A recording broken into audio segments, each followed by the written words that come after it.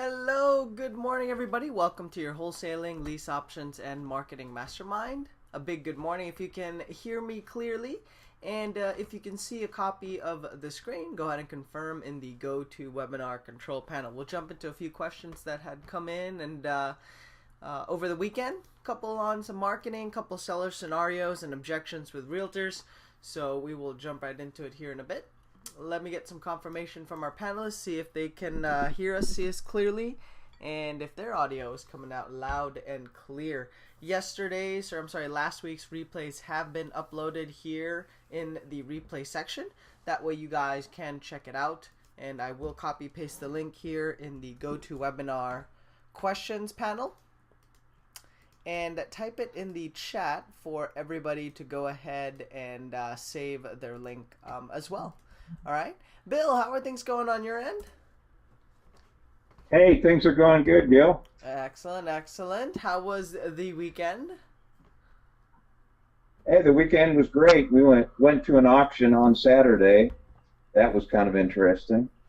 Oh, nice. And yeah, the people paid way too much for the property, but it was fun to meet some new cash buyers and see everybody I hadn't seen in a long time. Great property, great area. It was really a luxury home. But, I went out there to meet a friend of mine. But anyway, it was a good experience. This guy's one of the top auctioneers in town. It was a private auction, right at the house itself. It was actually in a inherited property that the administrator had tried to sell for several months on the MLS unsuccessfully. So finally they decided to do an absolute auction, and the people still got it for probably about 25 or 30% under the market. Wow. Okay. So it was worth about $260. They got it for I think about $220. So it was still a good deal. The house in California, the house would have went for about $750. Nice. What brought you out there? Was it that time where you kind of renew your cash buyers list or check out what's going on with some of the new buyers, or it sounded like you had a contact that you were reconnecting with, or who was looking to get back into real estate?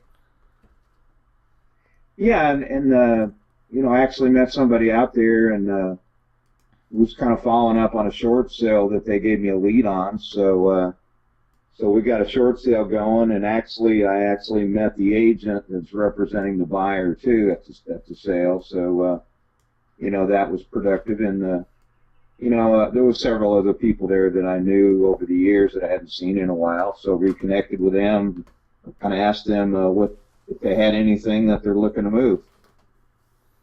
Got it. Awesome. All right. Any interesting scenarios going on with some of the one-on-ones and with the investors you're making some calls with, spending some time consulting and structuring some deals? Yeah, we've got a deal that should be, the investor is supposed to be meeting with the sellers today to get the agreement signed on a lease option. So it's a lease option deal. Typical situation, the seller's been trying to sell the property for quite some time, I guess through a realtor on their own, and then I think they're getting ready to put it on the for rent schedule, so we caught him in time. It was actually on Craigslist. So it was a Craigslist cold call that we made, and so we converted the guy over. We started out by sending him a letter of intent, with a detailed email on all the features and benefits of lease options and how he could benefit simply by, 100% of the rent goes to him as the owner. The tenant buyer is going to take care of all the day-to-day maintenance, no stopped-up toilets and, leaky faucet calls, and the normal things that we do in the follow-up email. And there was actually another investor that was involved, trying to get the deal as well, but because our email was so detailed on all the benefit features and benefits for that particular seller, the other investor didn't do that. Plus, we made sure our agreements complied with the laws in the state, and the other investor didn't do that either. So, we got the seller to do business. The investor went out and made an initial meeting. Even though she knew that all the decision makers weren't going to be there, the wife was out of town, but the husband was going to be there, and he claimed that he was the decision maker, but we knew better. But anyway, she went out and met with the husband, saw the house, built up a tremendous amount of rapport. You know, the investor got a great report from the husband back to the wife, and they've decided they want to do business with her. So the wife is coming into town yesterday, and they're going to meet today and sign the final documents. Nice. Now, is this through an agent, Bill? No, this was a Craigslist for sale by owner ad. It was a cold call. Nice. And then cold calling, how long has this person been on the phones? Have they been cold calling for quite some time now, or did they just get started recently to kind of warm up the pipes and get comfortable dealing with sellers and leads again? Well, I actually made the call. She's set up Skype, a local Skype account. So when the sellers are being called, they see a local number up on their caller ID. And I actually make the calls and go through the screening process and convert the leads, into possible business. So I did that on that. I made the live call live while the investor was on the line listening in. And so we actually moved that from a cold call to a warm call and got it converted to a viable lead that she's going to convert to business, as a client today. So we've got probably about 3 or 4 different deals that are kind of in various stages of pending that she should be able to lock up in the next week or so. So we've been at it probably about 30 days. 30 days. So we've made several offers. It's just, we're doing follow-up. We made offers to realtors, so we've got some no's, we got some people that didn't respond back, and we got some people that are yeses. So it's just a matter, again, to get to the motivated seller as somebody that truly wants to do business. And if you present it properly and they like and trust you, then the sellers are ready to go, and was the situation here. Nice. Now, so 30 days, just got started on the phones talking. Are they spending 30 minutes a day talking to sellers? Are they spending about 3 hours? How much phone time are we talking here? Usually about 2 hours a week. Probably the actual phone face-to-face talking to live sellers, because there's a lot of leave messages.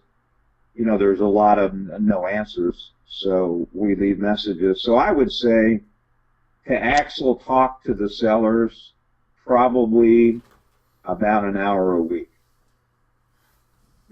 Nice. Hour a week, hour a day? No, about an hour to 2 hours a week.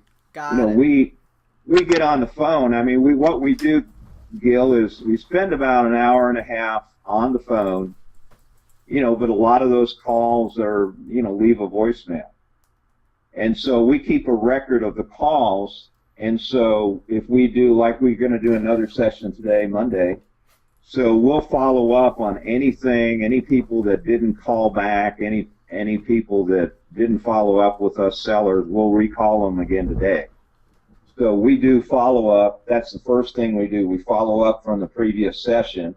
We call all the sellers and buyers from the previous session that didn't respond, that either, didn't say no or didn't schedule an appointment or didn't respond. We get back to those, and then we get new leads. Is the investor, checks Craigslist, checks the for sale by owner sites. She's got signs out that she puts around, we buy houses signs, and also for rent ads. Mm-hmm. So those are the 4 areas that we tap into. And then so we make follow-up calls and we make live calls every session. So it's probably about, as far as our sessions go, they're probably about 2 to 3 hours a week. Nice.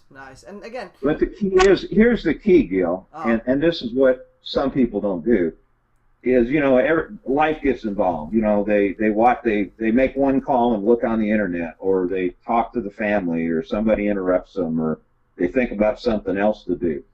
Our time is totally focused. You know, the purpose of our time is to get on the phone and close deals. So we're 100% focused on bringing in business, either following up a current deal and doing the things that we need to do on that deal, or focusing, calling on sellers and getting them to say yes or no or follow up, you know, when we're making those calls. And so that's really the key. The key is consistency, follow up, and actually making the calls and getting the sellers on the line and asking for business. Nice, nice. Again, keeping it simple. Somebody is asking, what are you using to track your leads? You mentioned you take note of who you left a voicemail for. Are you guys using pen and paper? Are you using an Excel file, a Word document? What are you using to track some of the activity, Bill? Well, you know, she's not highly technically oriented, so we're using pen and paper. Pen and paper, keeping it simple. So right. that's what we're doing. You know, what we're going to escalate up to is once we close some deals and she gets some funding, then you know, I'm gonna encourage her to consider Podio as her CRM tool and things like that. But you know, what I do, Gil, is I work with people at the level they're at. I mean, if they're highly technical and they've got Podio, fantastic. We'll use Podio and we'll do everything, you know, put everything on the Podio follow-up system, and we'll keep all the leads there and, you know, do that thing. But if somebody, at whatever level they're at, that's the level that we do business at. And we start there, and then we escalate up from there as their resources increase or as their knowledge and level increases. But why would I want, if somebody that's not technically oriented, doesn't know about Podio or FreedomSoft or any of those things, why would we want to spend 30 days getting it up and running and doing that when we can get on the telephone during that period of time and be talking to, you know, 50 or 100 sellers and convert some of those into business and close some deals and get some money in the bank account. And then once we got money in the bank account, we either can do that stuff ourselves or we can hire somebody else to do it. What I'm encouraging her to do is once she's got some resources in the bank, then hire, you know, Gil and his team to do all that stuff for her and show her how to set up, you know, the Podio system and everything, you know, get on the $97 a month program, get on the $397 a month program, you know, let somebody else do it, let them set up the whole system for you, pay them for their time, and you focus on the things that you're really good at. And what she's good at is making calls and getting in front of sellers and closing sellers to do business. Very nice, very nice. And so, I mean, that's really not bad, right? If you look at those numbers, I mean, some people would say, oh, that's only one contract in like 30 days, not very impressive. I mean, I'd be pretty shocked if you made that kind of evaluation or feedback. Most of the investors that I've come across pick up one contract in like an entire year from their marketing. And so for about 2 hours a week, right? Let's call it 2 hours a week of phone calls total, using a pen and pad, one lease option contract. I think that is phenomenal, right? And for some of you that are thinking about going into real estate, scaling up your marketing, I mean, that's a great way to test it out, right? To find out if, hey, is this an investor I want to bring on as a permanent consultant or as a regular consultant? And you know, see if it is a good fit. That's why we tell you guys, try before you buy. There's different ways to get involved in a number of different programs. It doesn't have to be ours. There's a ton of, you know, a ton of others out there, but make sure you definitely test it out. So very encouraging to hear those types of results. At the end of the day, what it comes down to is working your leads. And I mean, Steve, you know, hearing those kinds of numbers, I'm sure you're not surprised. That's the number of contracts coming in. We do have some questions on here. Steve, go ahead and jump on. Let's see if we can hear you real quick. Hey, Gil, just one final thought. Yes. This is with no marketing money. I mean, that's what everybody's going, well, they're making, well, that's not right. This is zero marketing dollars. Yep. You know, we're making cold calls to cold leads. We're not making cold calls to somebody that got a yellow letter or a postcard, you know, that said, hey, we buy houses. Are you interested in selling your house? And so they raise their hand and make the call. I mean, that's a warm lead. These are all cold leads. I mean, these people don't know us from Adam. and we're converting these cold leads into warm leads, through the phone call process. So we're not spending any marketing dollars at this point. What we're trying to do is build up the bank account so that we've got marketing dollars that we can now work with. And now we're going to take it up to the next level. We're going to do direct marketing and a lot of other things. And then we're going to get warm leads coming in. And then the business is going to escalate and go through the ceiling because the fear factor on talking to sellers is way down. She knows what to say and how to say it and how to convert the leads. And if you can do that on a cold call, imagine what you can do on somebody that's actually interested in selling their house today. Back to you. Nice.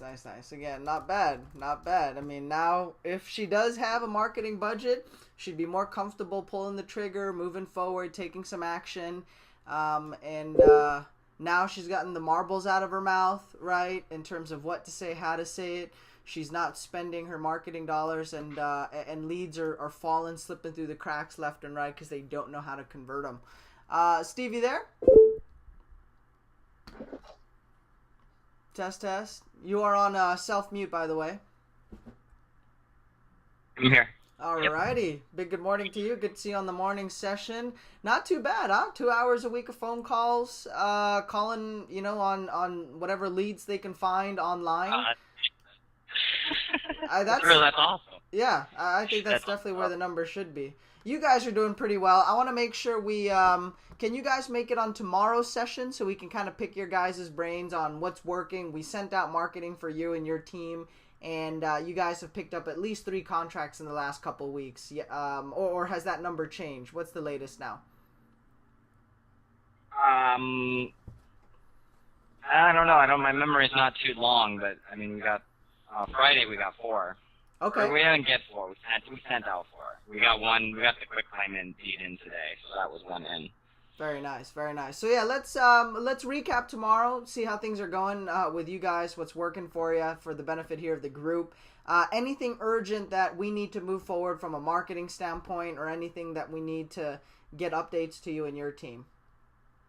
Yeah, stuff that I emailed to you. Okay. Awesome. I'll check that out here first thing this morning. Mary says, do you have a lead tracker with leads available to call? Steve did reply to that in case you missed it in the chat line.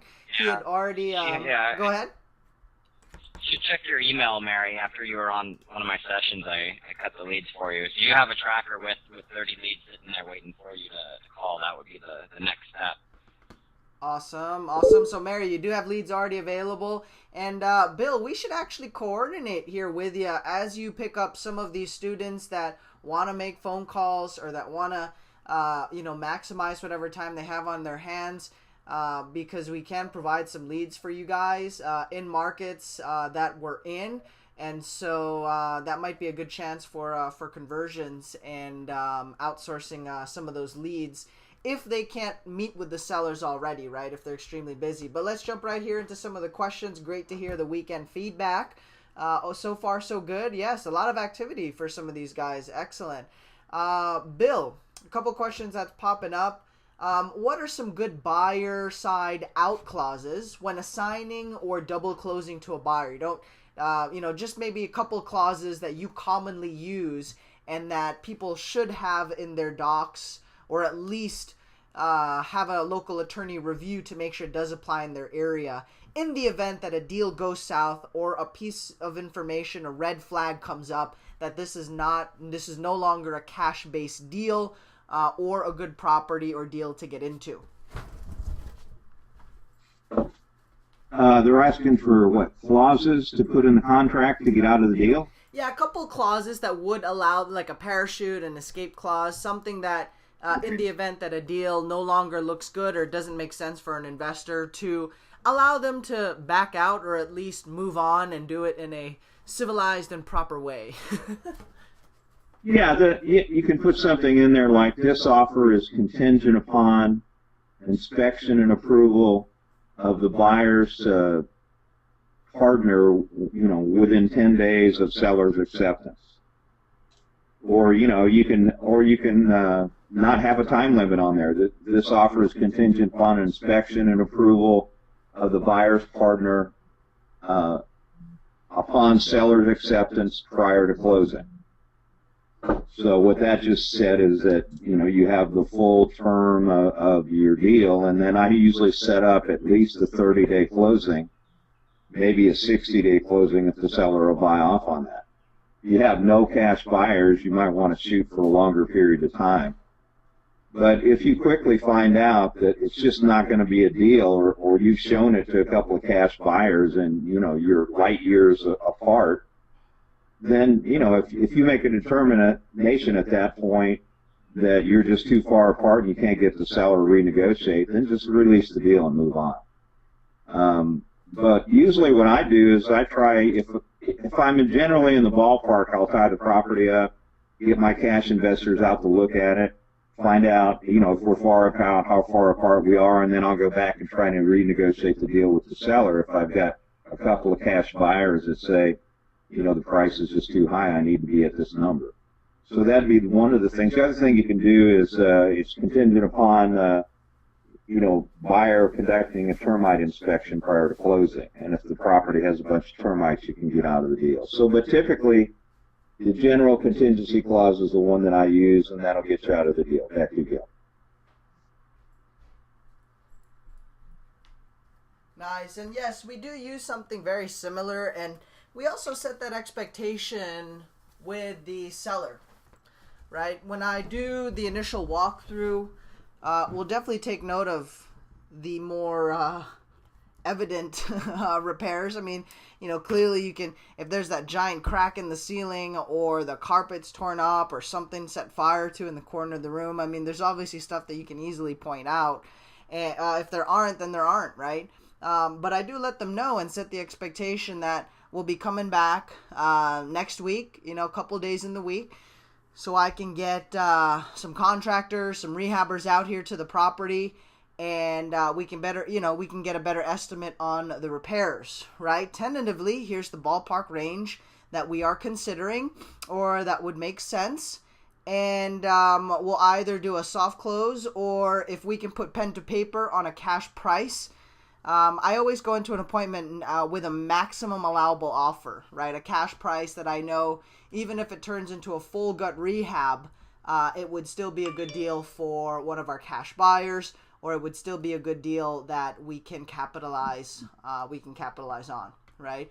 If during the inspection with one of the rehabbers or your own contractor something does pop up, then that's new pieces of information everybody has to consider, so it could affect the price, right?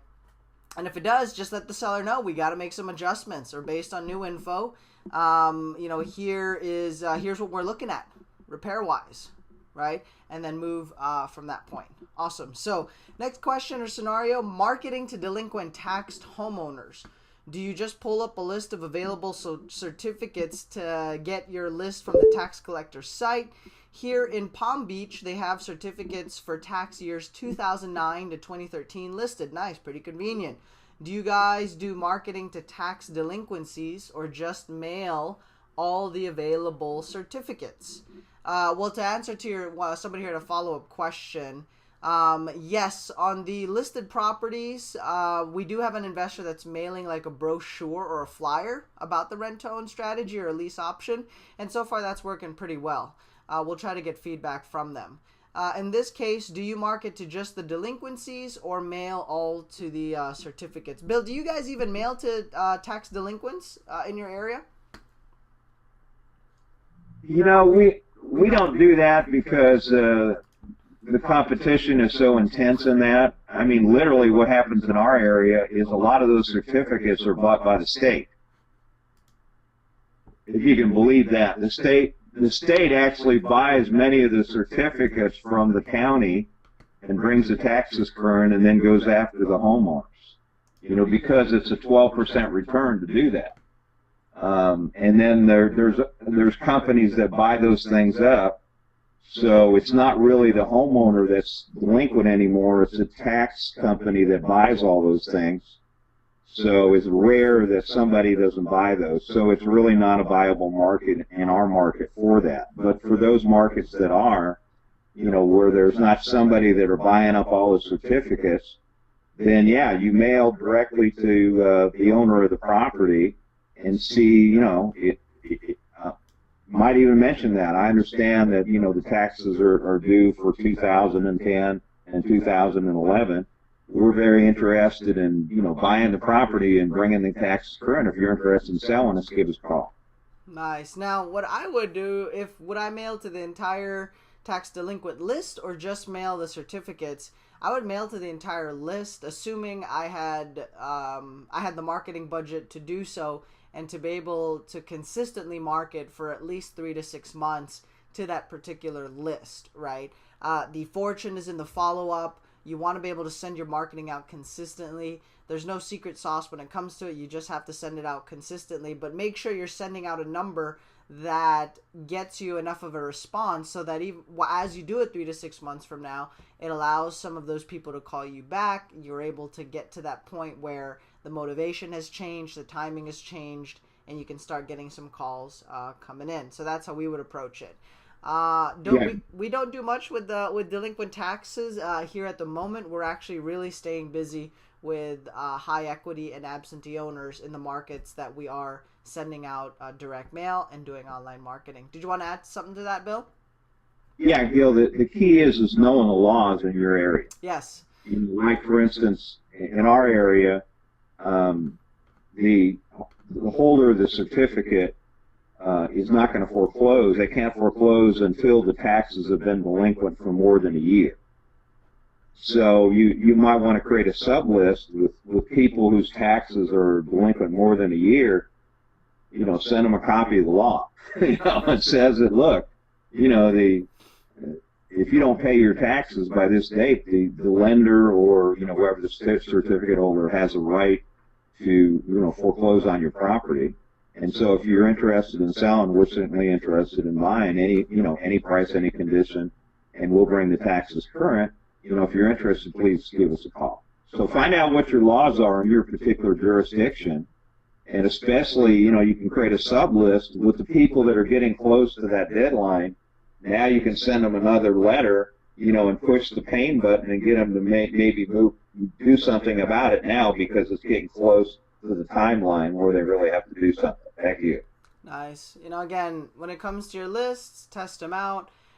For those of you that are looking for markets to do deals in, maybe you need to either tippy-toes your way into real estate or you want to test it out, right? Contact Bill and Bill's team. Bill, do you prefer email contact if they're interested in inquiring about how they can work with you or how they can bring you on as a consultant for a deal or an ongoing basis? What's the best way to contact and reach you? Yeah, email would be great. Okay. I can give it now, or they can contact you and you can give it whatever way you want to do it. Yeah, go ahead. What's the best email? I will type it here as well and put that in the notes and in the live chat. Go ahead. Yeah, it's Bill at Bluegrass, BLUEGRASS, REIG.com. So once again, Bill at Bluegrass, REIG.com.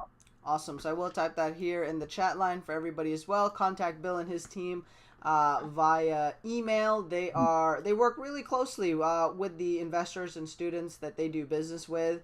And so, but please, if you are going to contact them about doing deals or you're interested in real estate, ideally you would have already browsed the videos that we would have made and done for you guys on learntoinvestforfree.com to give you an idea of the type of wholesaling, the type of strategies that we do, and that way we can get a lot of the common questions answered and move forward with those that are ready to take action, because right now it's really the best time to get your marketing out. The deals we close in the third and fourth quarter come from our marketing that we send during this time of year. So it's not just I want to do deals right away and this is marketing we can benefit from immediately, but this is also to build up a nice pipeline for the third and fourth quarter. So I typed that in the chat. I'm also going to type it here in the notes for everybody. We do have one more question. We're going to stack this for tomorrow, but just a quick preview. Interesting question. Let's say you wholesale a house to a cash investor. As a wholesaler, you put up $1,000 earnest money and your buyer puts up $1,000 earnest money to the seller through the title company. when your deal completes, do you get the 1K back or is it a wash? So we'll cover that scenario tomorrow, and we'll update it with some of the questions that's coming in online and from feedback here with our group. So Maria, how do I see what's going on in Podio? I'm only seeing my tasks. I'm not able to find the couple of leads that should be moving forward. Can someone help me out? So for anybody that has Podio related questions or CRM based questions, we have a session dedicated solely for that. If you have an urgent deal, for example, if you're trying to get an update on an urgent deal, like a seller called you early this morning and he wants to move forward and you can't find it in Podio, we'll address those right away on the morning sessions. But if it's a question more on like, how do I find this, if it can wait during those live sessions, then we'll dedicate those time slots just for Podio, and that's part of the group coaching component, right? So Maria, Steve can do a quick walkthrough on how to find it. Also, maybe we can add a column in Podio, Steve, where a lead is classified as moving forward, and that way the investor can pull up a segmented list of leads that are in moving forward status or are in appointment status, and be able to separate those moving out. So no noon session. We're going to have a noon session here today. I'm going to check in with our group at noon once again, but I think at 11 o'clock is when we're having the Podio and live support. Ralph Phillips, I see you got your hand raised. Any particular question we can help you out with? Let me know. Let me know. I'll go ahead and unmute you. Ralph, you there? Didn't mean to surprise you. I'm sure you heard that, but if you have any questions, go ahead and type it in. Anything urgent, let us know. Mark, I got an email coming in over the weekend about changes in Podio. So we just want to clarify, are you looking for changes in Podio in terms of a template or in terms of activity? Now, if we are fielding your phone calls for you, all we're doing, again, we're fielding the phone calls, we're doing the pre-screening. So if you're looking for the leads that have been updated and move forward, there's a way to search for those. So jump in on the Podio session so that they can specifically cover those items, right? Also, I've advised the marketing team to increase the outbound messages that's being sent for you in text and email, right, to get more activity. So I'm not sure if your question is related to more like an operational, how do I navigate the software to find what's going on, or I'm missing the updates, or if it's, can we get more marketing so that the person on the phones has more people to talk to? So wanted to clarify that. Hey, Gil, an interesting piece of information I got from a buddy of mine that's done millions of pieces of direct mail. He said 80% of his profit is coming between the 5th and the 12th contact with the seller. Sorry, what was that, Bill? This is a guy that is a friend of mine that's done probably more direct mail than anybody in the country, real estate direct mail. He said last night on a call that 80% of his profit comes between the 5th and the 12th contact with the seller. Wow. Now, contact meaning any contact. Any contact, even just an attempt at a phone call, yeah. Follow-up letter, postcard, any type of contact, whatsoever, email, so that would be a contact as well. He said so between the 5th and the 12th is 80% of his profit. Nice, definitely good to know. All right, so we'll jump off the session. We like to keep these tight and concise. And our new time slot, 8 a.m., right? We're trying to get things up a little bit earlier in the day here so we can get rock and rolling, spend more time on the phone, spend more time in the business. Hopefully we can help more people out with this new time slot change, right? So we'll see you guys tomorrow, 8 a.m. We'll try to pick the brains of Steve and his team, see what's working for those guys. Also delve deeper into some of their marketing campaigns, because they're somewhat in transition mode right now, where they sent out some marketing recently, got some pretty good response, got some contracts, got some deals out of it, and so now we want to continue their momentum, and so that they don't skip a beat where they go a whole entire month and nothing happens. We want the calls to steadily come in and build up a nice little follow-up for them. Steve, please check the chat line. Also, I'll give you a ring right after just to clarify and make sure we're on the same page about that on that Podia workspace. Okay? So with that, guys, thanks for jumping on this session. My name is Gil. All replays go on learntoinvestforfree.com. It goes under the replays category. Just put your mouse over replays, and you're going to see a button here that says replays. Go ahead and click on that. If you click on the replay section, you may end up right here. And so we did mark that much clearer. Click here for replays so that you can navigate and access all of the replays. All right. Notes are included on there, as well as any sites and tools that we mention during the training.